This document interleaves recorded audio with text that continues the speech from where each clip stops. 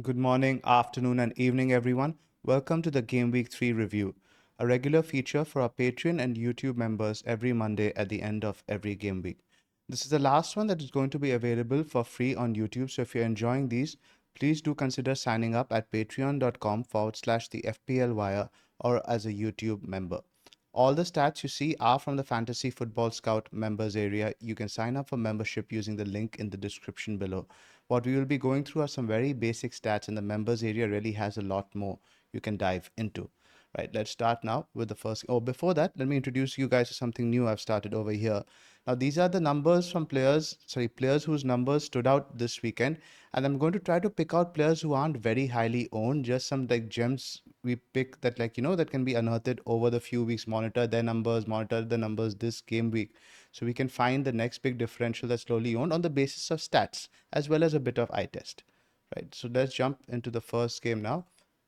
Go chronologically. It was Arsenal, Brighton.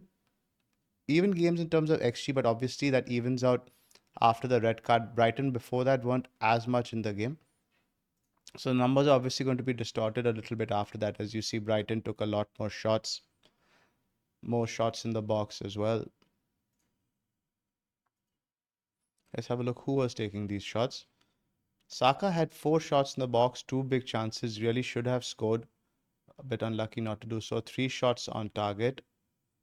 Ruter with 3, Ayari, etc. Nobody really stands out from Brighton. Joao Pedro, obviously just the 1 shot, but 9 penalty area touches is always encouraging for a forward at 5.7. Great option. Chances created. Dunk is actually doing a lot of stuff at centre back. I remember reading about Hurst's system where he uses one of the centre backs as like a playmaker. But again, with the red card, you don't know how he had been given a lot more license than usual, so can't really read too much into it. Gabriel could have had an assist, 2 chances created along with a big chance created. That's interesting.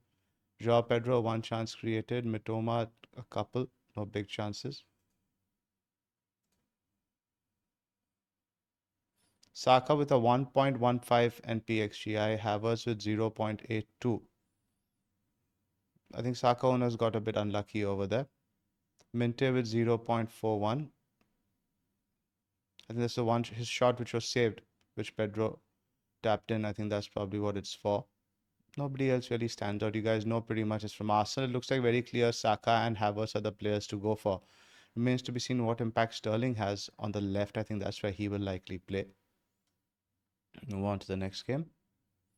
Forest, Wolves. 1.04 XG for Forest. That's not much again. 0.74 for Wolves. So 1-1, you would say it was pretty much a fair result. Damn, but Forest had 13 shots in the box compared to just 4 for Wolves.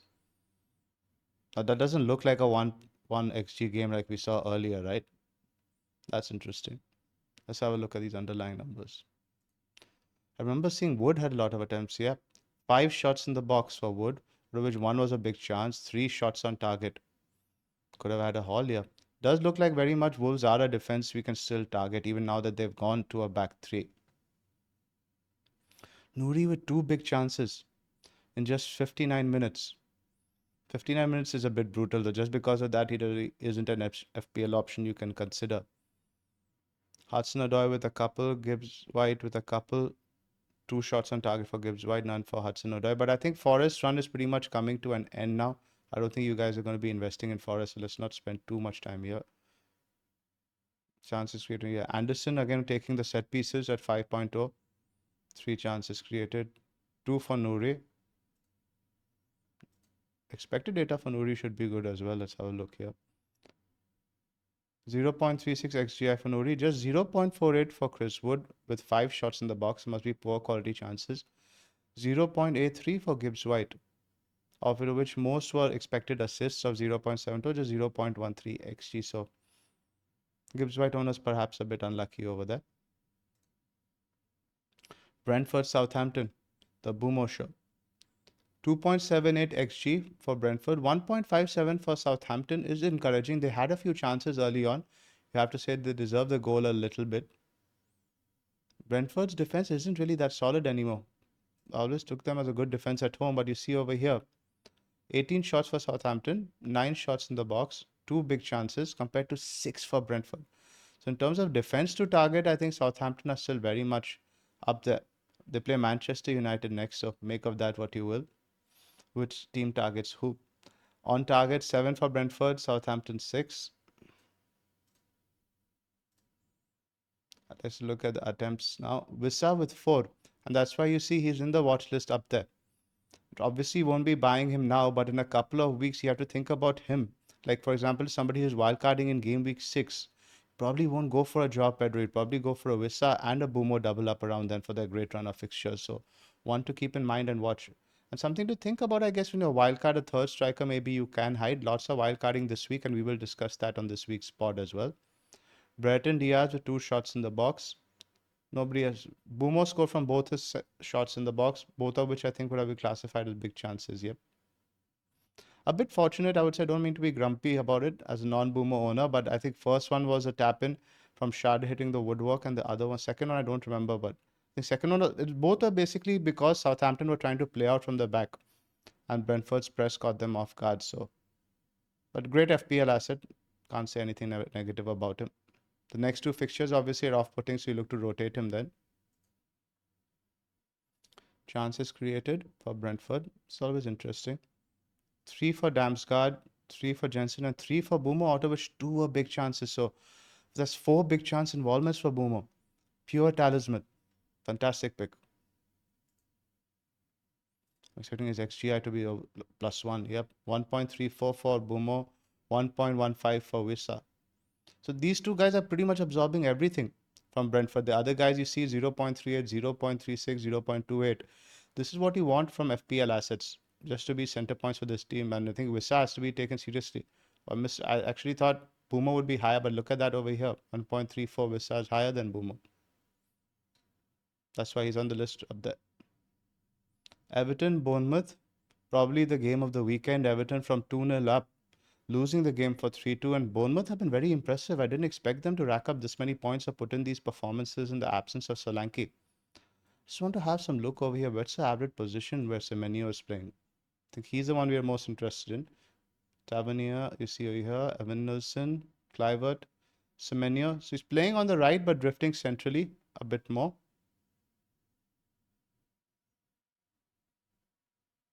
Tavernier's even more central. So, but I just like Semenyo. It feels like a breakout season for him. 5 big chances for each team. Very open game at Goodison Park. 12 shots, 13. Similar number of attempts as well. Everton are in trouble. You don't need me to tell you that. Semenyo, 4 shots in the box, 1 big chance, 2 shots on target. And I got a lot of praise from the crowd and from the commentators. Someone to watch out for Everton, but given their dire situation, I don't think any of us are going to be investing there. Though the fixtures are really good really soon. So somebody maybe we should keep an eye on. 3 shots in the box for Tavernier. 3 on target. Just 1 shot for Evan Nilsson. 65 minutes, obviously. Getting used to the league. I think Semenyo might have gotten some minutes up top then. I have to check who was substituted on. I don't think that's mentioned over here. I'll have to check that later. You guys can have a look for yourself. If Semenyo was moved up top, that obviously would improve his numbers. It might not be something that's sustainable, so we have to keep in mind. Chance creation. Expected sinister. McNeil with 6 chances created, out of which 3 were big chances. 5.4. Again, one to monitor for Everton's good run of fixtures. Utara with 3 chances created, 3 for Clivert. I remember he got the assist, so that's a big chance over there. Semenyo, not much in terms of chance creation. Just 1. So, is he becoming more of an out-and-out goal scorer? That's interesting trend to monitor. I don't necessarily mind that when a player is having more shots than chances created. NPXGI. Tavernier, significantly higher than Semenyo.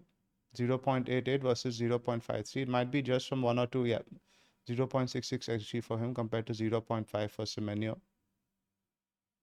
Utara 0.78 as well. Again, I haven't watched this game back properly, so I don't know what specific chances would have caused exaggerated numbers. Ipswich, Fulham. Just 0.45 xG for Ipswich and 0.95 for Fulham. I expected a more open game at Portman Road, but this was not the case. Let's just have a look at some average positions here as well, since Fulham are a big team for us to target now going forward. Muniz was deeper than Pereira. Traore was obviously the farthest man forward. Lukic. Smith Rowe had a few chances in the second half. We'll have a look at the numbers over here, but I expected Pereira to be the deeper playmaker, but I think they're possibly lacking someone in that position. Robinson, obviously, very forward. Let's have a look at Ipswich as well, because I want to look at Leaf Davis for you guys on Wildcard. He's someone I would probably try to include. We'll speak about him in the pod a lot more. I think the comparisons early season, calling him this season's Doughty, are a bit lazy. I think he's a better player. Ipswich are a better team than Luton. They have strengthened. Leaf Davis is a potential perma play, especially if they're going to be playing this back three. You see over here, his position here is the same almost as a Smodits. This is the 19 is where the forward is playing, and you see where Leaf Davis is. He's taking all their set pieces as well. So at 4.51, I would definitely include on my wildcard.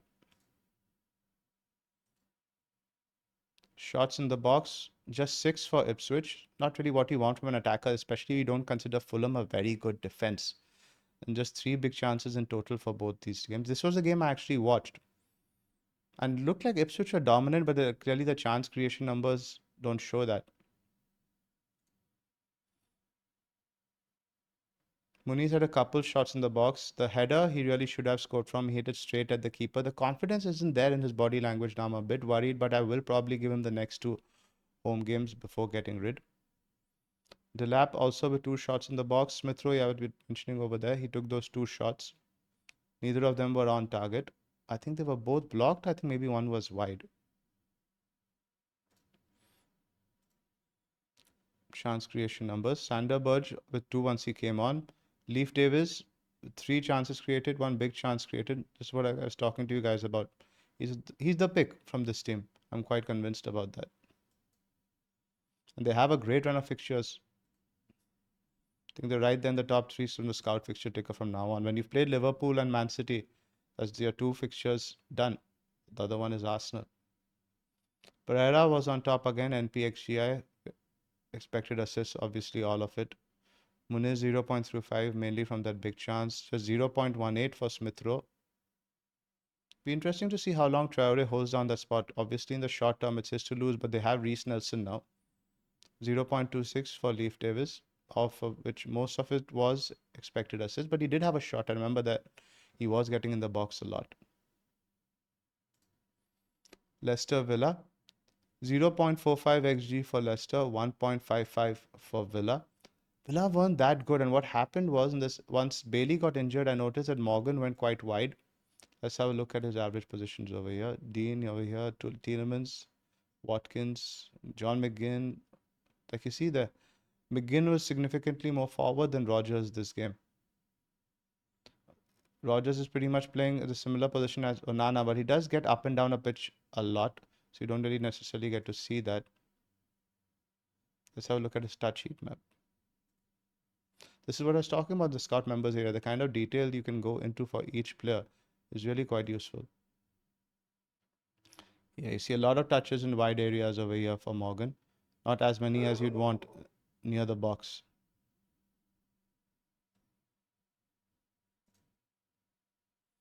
Eight shots in the box for Villa, just 3 for Leicester. 1 big chance, 4 big chances for Villa. They didn't really impress me in attack though. I see those 4 big chances, but I think that's as much to do with Leicester being poor. Bailey out is a huge loss.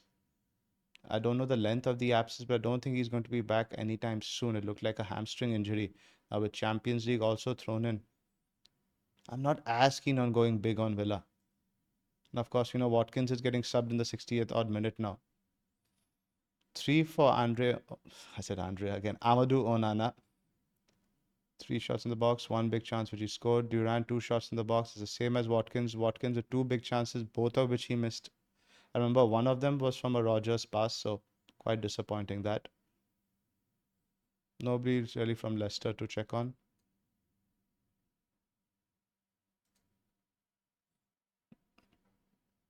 Nobody created more than one chance except Christensen. It wasn't a very dynamic game. Those are just for Manchester United. NPXGI, Watkins right on top. Ramsey second, 0.61. Rogers with just 0.2. No shots, not a single one.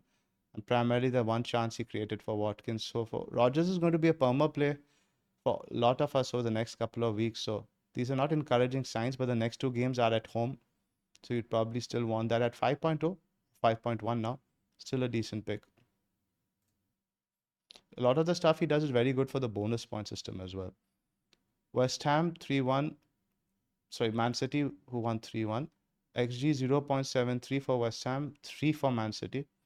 Haaland could have had 5 here. 5 big chances for Man City from 23 attempts, 9 shots in the box. 7 for West Ham, who are primarily playing on the counter. Kudus came close. I think Haaland had close to 5 or 6 shots in the box. 4 shots in the box, 5 in total. 3 big chances. 4 shots on target. Again, everything's just falling to Haaland. He just sucks up all the XG. Guardiola's numbers improved. 3 shots in the box. De Bruyne was a bit unlucky not to get anything. 3 shots in the box, 2 shots on target again. Grealish had a couple. He created a big chance for Haaland with the header. Haaland missed early on. Not really. You can't really read much into any team's stats against Manchester City, so no point really looking much into West Ham here. Yeah, 6 chances created for De Bruyne as well. 4 for Bernardo, 2 big chances created. Bowen still looks like the guy from West Ham. 2 chances created, 1 big chance. Doku with not much. Haaland obviously just deals in goals. Around 1 point something, 1.82 for Haaland. Yeah, that's close to what I was expecting. De Bruyne with 0.91.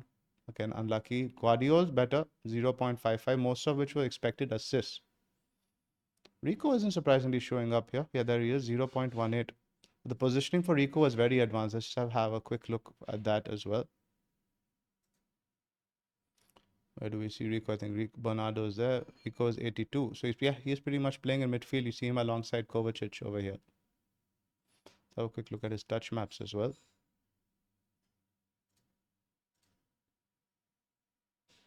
I think you're not going to really be tripling up on City. I don't mind the Rico Lewis pick.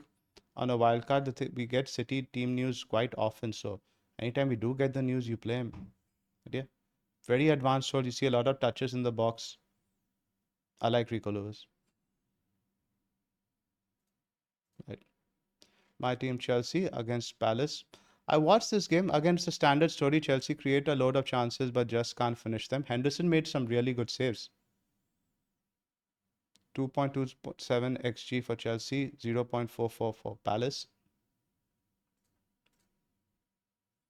8 shots in the box for Chelsea, just 4 for Palace. Palace failed to create a single big chance the entire game, as they scored from outside the box. 5 big chances for Chelsea. Shots in the box. I noticed Palmer in this game, he didn't really have a lot of shots, although he was playing in the number 10 role, was primarily a creator. We'll have a look at his average position and touch map once we go back up. But yeah, Jackson, this is another name. You see why I've included him now that we've not signed a striker. I think Jackson is going to start every game until he is injured. You could see Felix in there though, but I think Jackson suits that role a little bit more. Something we need to monitor, definitely one that needs to be on the watch list. Good differential. 4 shots in the box, 2 big chances, 3 shots on target.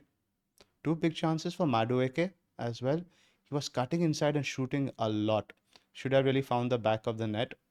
I like him as a pick. I wouldn't put anyone off him. A good differential for the run of fixtures at 6.6. Eze with just 1 attempt in the box. Kamada with 1 as well. He took 3 shots outside, one of which he obviously scored from. I was watching this game closely as a Munoz owner, being forced to play him due to lack of a bench depth. I mean, he was quite offensive. I remember he created 1 chance when he was in the box a lot, creating them. We'll have a look at his average position as well. Now, like this is what I was talking about Palmer. Primarily a chance creator. 5 chances created. He was taking set pieces. Took a good free kick, which Henderson saved. Some corners. 2 big chances created. Now, did get the assist. Eze with just 1 chance created. And this is what FPL is about. You see Eze with monster numbers over the first 2 game weeks. Really doing nothing. And here with one shot in the box, one chance created, 10 points. Just got to keep the faith in good players. Expected data, I'm guessing Jackson will be up there. Palmer, I'm guessing it'll be mostly expected assists. Yep, 0.69. All from expected assists. He had just 0.1 XG, which is worrying from a 10.6 million asset playing at home against a middling opposition. He's not playing against a Man City or a Liverpool over here. Jackson, 1.58 is significantly higher than the rest. 1.58 of which, all of which is XG. Right, some average position maps here. Palmer is playing just behind the striker. Let's have a look at his touch map.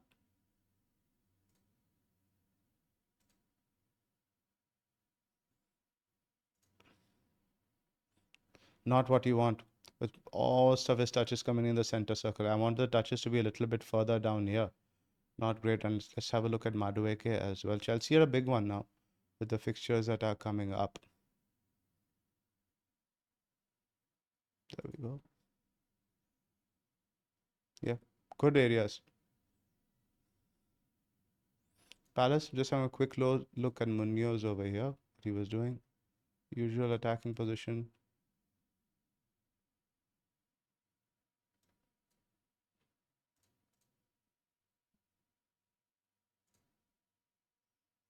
Pretty attacking. Next two fixtures are at home against Leicester and Manchester United, so I'd keep the faith for a little bit more. Newcastle United Tottenham. 1.57 XG for Newcastle, 1.26 for Spurs. You'd expect Newcastle to have a lot more at home, but they've not really gotten going this season.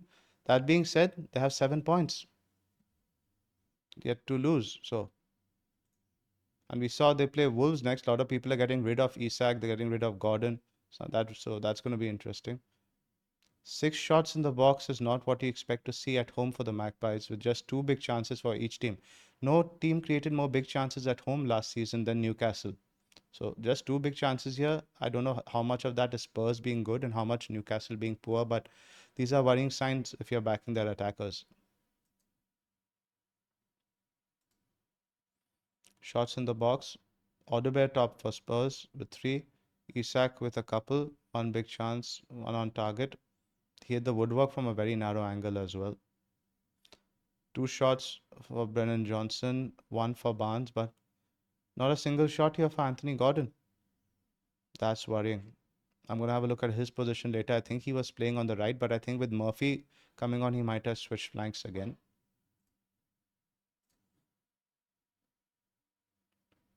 He was creating chances, 3 chances created for Gordon, none of which were big chances. Obviously, he's taking set pieces now with Trippier out, so that's a major bow in his major arrow in his bow.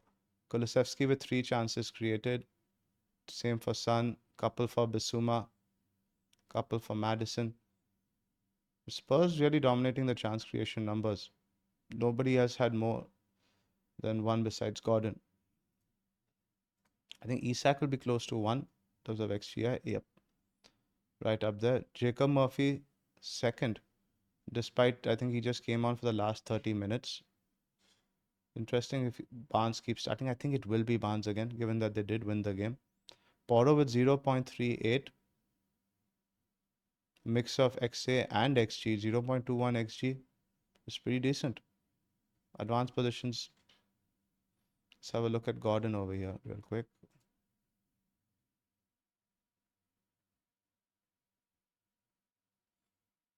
Oh, look at how isolated Isak is over here. So Gordon, now you see, even though I think he started on the right, he started drifting towards the center a lot. And of course, once he started going to the right, that sort of averages this out.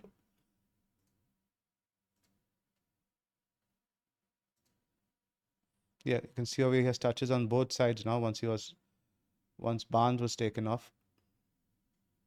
Some on the left, some on the right. The last game, Manchester United versus Liverpool, or the Casemiro is my GOAT game, as I'd like to call it. I love Casemiro. Boston at Real Madrid, stealing a living at Manchester United. 4 big chances for Liverpool, 3 big chances for Manchester United. Should have found the back of the net. Oops, what happened there? 3 shots in the box for Salah, of which one was a big chance. 2 for Diaz, 2 for Gakpo after he came on in just 29 minutes. Just a solitary shot for Diogo Jota. No shots on target. So big chances for Liverpool fell to Diaz and to Salah and to Gakpo.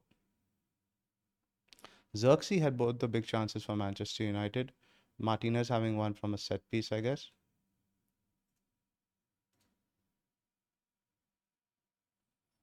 Salah with 3 chances created, all of which were big chances. Soboslai with 3 as well. Rashford with a couple. Not a single chance created for Trent. He did have a goal ruled out the first half.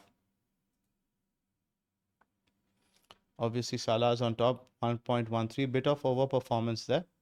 But it's Salah. When he's on it, he's just on it. Xerxes let his team down, 0.90. Rashford, 0.59. But nothing from Bruno. We always talk about Bruno having great underlying numbers, but this game he had to do a lot of work in the midfield. 0.09. They play Southampton next. So it's a difficult decision. If you're not wildcarding, you probably hold on to Bruno. Now let's have a look at some cumulative numbers. Let's have a look first at the numbers from this particular week. In terms of XGI, Haaland was on top, Jackson second, Wissa Bumo third, fourth, Saka and Salah about the same, but a difference of 11 points between them. That's FPL for you. Isak is still worth holding. Bournemouth again, their assets need to be on watch. Havertz, good numbers. Now let's have a look at the cumulative numbers for the players for the first 3 game weeks. Haaland's had 12 shots in the box. Semenyo has had 11. He's had, I think, more shots than any other player in the league so far. In the 3 matches, 17 shots, an average of nearly 6. Only 2 big chances, so obviously that ratio isn't that great. A lot of speculative attempts. XG non-pen, Haaland, Jackson, Wissa, Jota, Salah, Diaz, all up there. Liverpool's attack is on fire. Havertz, 1.43. I think if you're on wildcard, you could make a case for going Havertz over Saka. Haaland, Saka, Salah, top for shots on target. Haaland, Salah, both with 41 points. And on top of the XGI numbers, Semenyo in fourth. Those are the player numbers so far. So look at the team numbers. Liverpool have been top for XG non-pen, 7.04. But again, Bournemouth on third. Fixtures for the next 2 aren't great, but definitely a team we need to look at for our budget enablers. Brighton in fourth, you'd expect that. With 2 good home fixtures now against Ipswich and Forest, you can pile in. Manchester United in fifth. Chelsea, Brentford, obviously the attack is clicking. Let's have a look at the bottom. Palace being there, the bottom 3 is not what you'd expect, but the fixtures haven't been the best. But they played what? Brentford, West Ham, and Chelsea. So it's not the worst fixture list. You'd expect this to be better.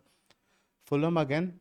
A lot of us are doubled up on Fulham attack with Muniz, ESR, and maybe even Robinson a triple up. Next 2 fixtures are at home. They're generally a home biased team, but not a team that I think I'd be conflicted on whether to pick ESR on a wild card right now, because I think in a couple of weeks I'd want to get rid of him. We'll discuss more on the pod. Villa again, a middling attack. Big chance creators, the same guys you see in the top in the XG non-pen. So if you look at the XGC, West Ham have been one of the leakiest defenses, but that happens when you play Manchester City. Again, you have to keep in mind all the data you're seeing is from a very short sample size and massively distorted by the fixtures that each team has played. Whoever has played Man City, Liverpool, etc., naturally their XGC is going to be a lot worse. Everton being in the bottom 3 is worrying though. They've had 2 home games. One was away against Spurs, but the 2 home games were against Brighton and Bournemouth, so the numbers should really have been better over here. Brentford again in the bottom 5. They did travel to Liverpool, where they conceded a lot of XGC. But again, I think the captaincy now, if you look at it for the next week, we'll discuss more on the pod again over the IB. Forest are in second, where you see that Brentford are in the bottom 5. So really does look like a case for me for Haaland captain over Salah next week. Villa's defense has been decent, so has Fulham's. Newcastle obviously distorted massively by that first game. They conceded more open play goal attempts than any other side. Brentford in second again is worrying if we don't own Haaland yet. Arsenal distorted massively by the Brighton game where they conceded around 19-20 shots. That's about it. But yeah, those are the numbers. Forest in second for shots inside the box is not something I would have expected, but look at that over there. Liverpool 7.04 from just 4 more shots. That tells you what you need to know, that shots in the box isn't a very reliable metric nowadays. So that's about it for this video. I hope you guys enjoyed it. A reminder that this is going behind our Patreon now for the next after the next international break. So do subscribe, hit the like if you enjoyed the video. Have a great international break. We'll see you on the other side. Thank you.